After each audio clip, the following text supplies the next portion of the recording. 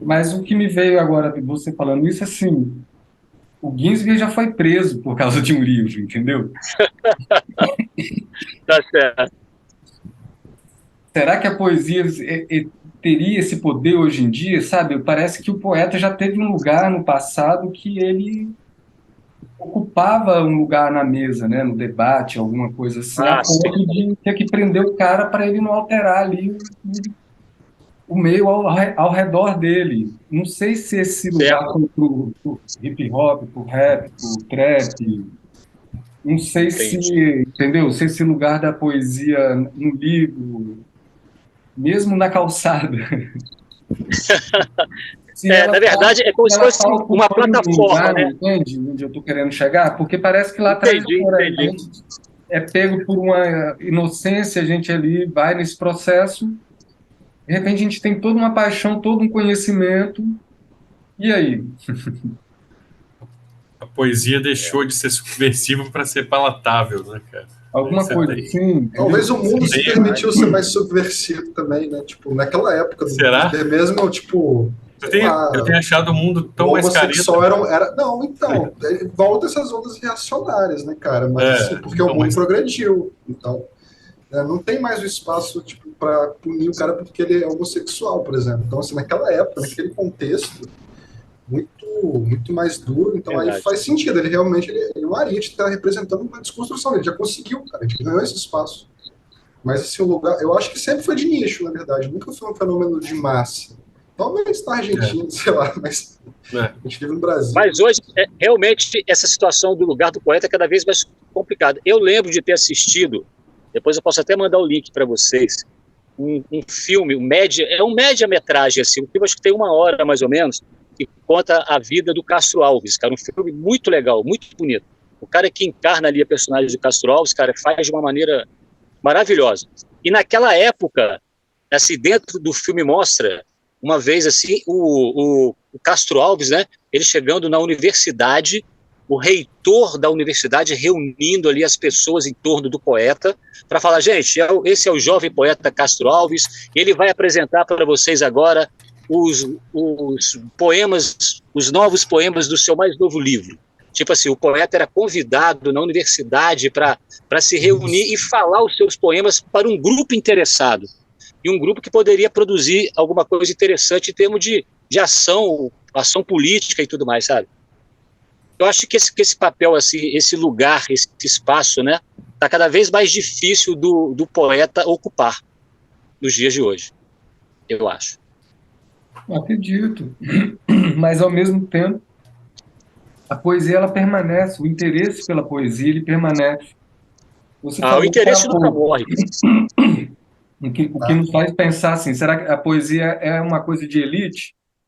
Pode até ser, mas não é uma elite de dinheiro, porque poesia não é cara, né? Não é uma coisa assim de acesso pela grana, não é também porque a pessoa tem grana que ela pode até comprar o livro, mas daí até essa grana, mas acontece, talvez fique também mesmo resumido a uma elite, né? Essas dúvidas me perseguem também enquanto autor, enquanto compositor de canção, entendeu? Por isso que eu trago aqui para. A cultura em nosso país é muito cara, né? Em todos os aspectos, cara.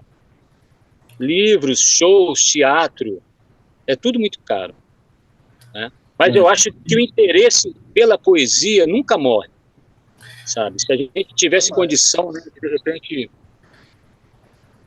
Fazer o, vou disseminar fazer isso. o, vou fazer o momento comunista aqui. É, Aí, Não, mas isso tem um contexto ideológico, histórico muito característico, né? As elites endinheiradas do país, por muito tempo estudavam na Europa, consumiam os poetas, isso até meados de 60, até durante a ditadura.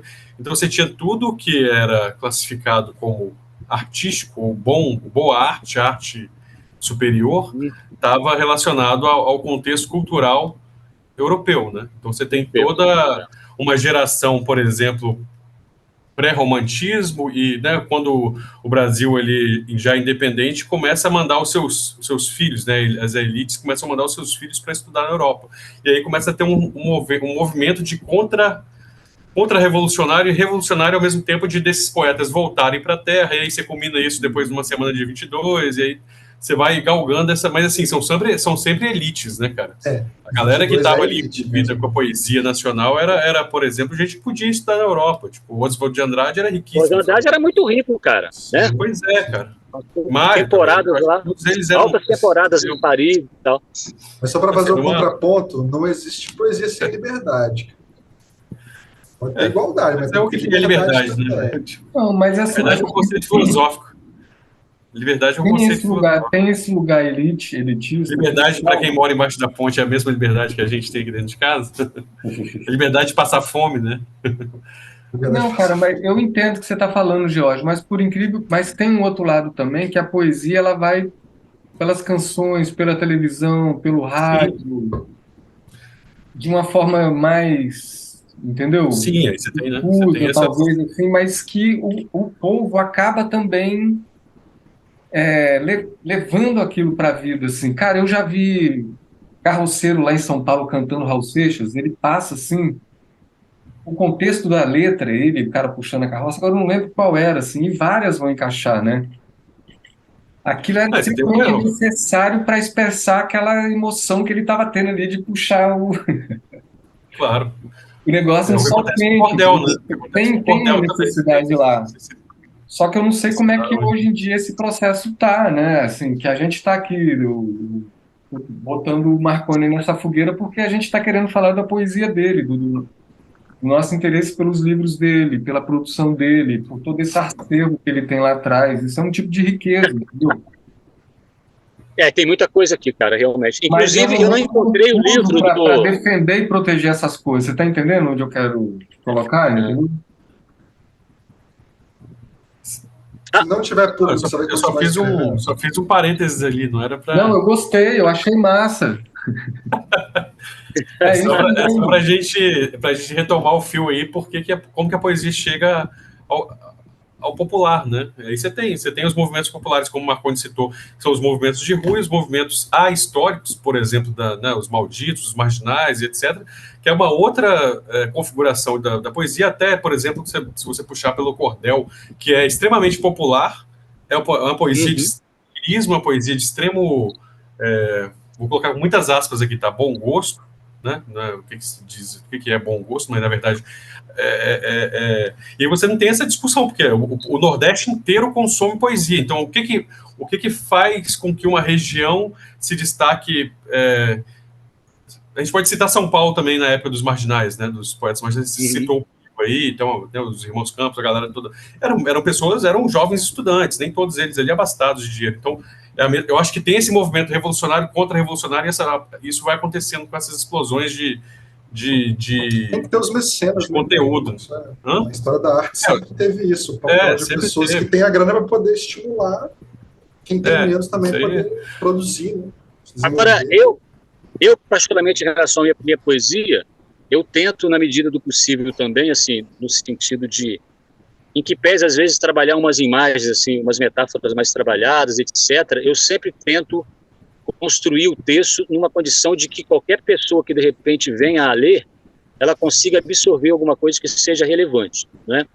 Quando eu comecei efetivamente a escrever poesia, esses poemas que eu falei que eu tenho aqui, que eu já não publicaria, talvez, eu achava que poesia boa, assim, que o grande poema eram aqueles textos rebuscados, aqueles textos assim da época romântica, né? Quando eu comecei a me interessar efetivamente por poesia, eu comecei pelos românticos, né?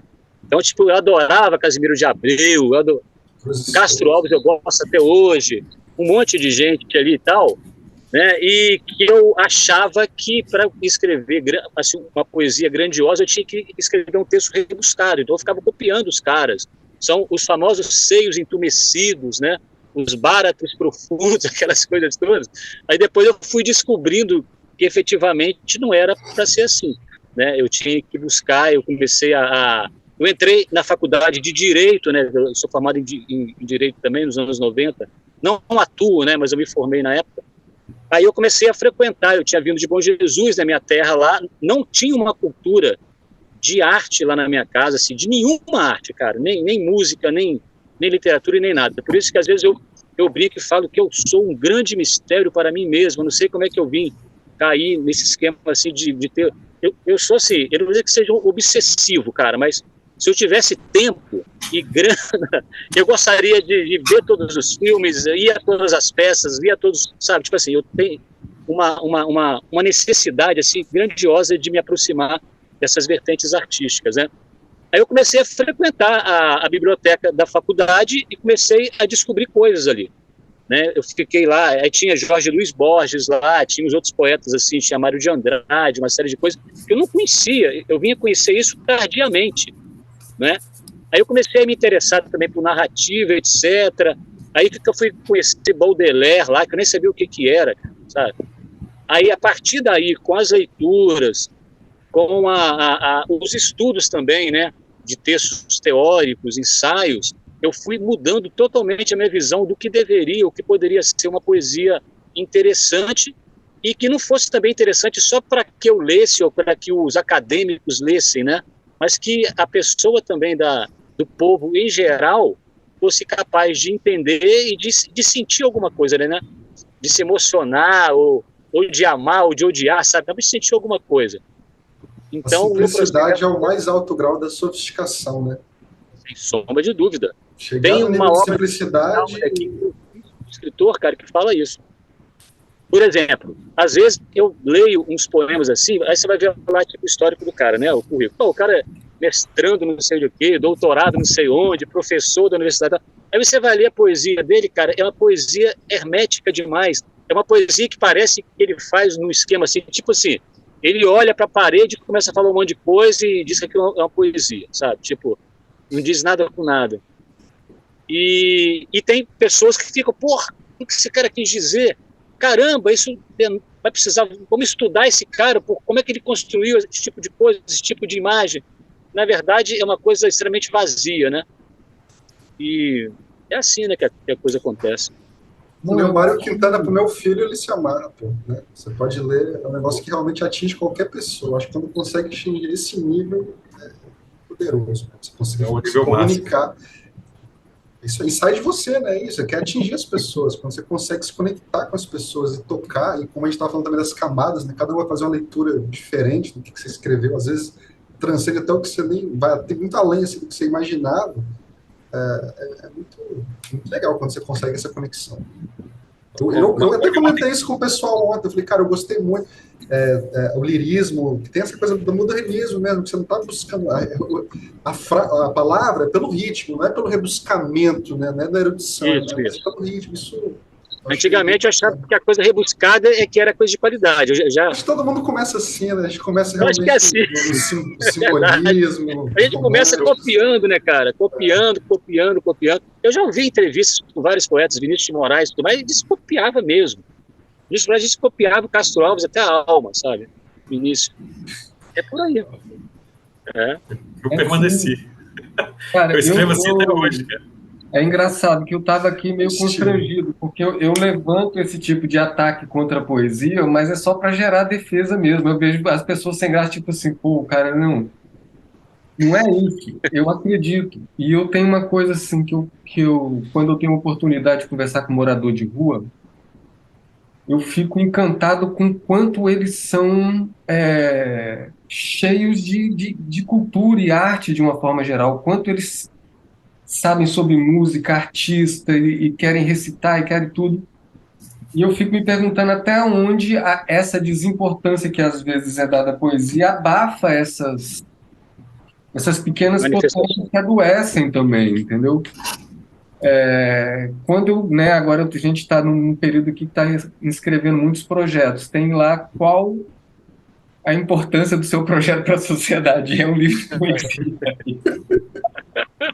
É uma pergunta que precisa ser respondida, né? Aí eu penso no Geórgio, com o boné de comunista do outro lado, e falo assim, se eu fosse explicar para o Geórgio qual a importância do meu livro, eu vou chamar o Marconi que ele vai me ajudar. Entendeu?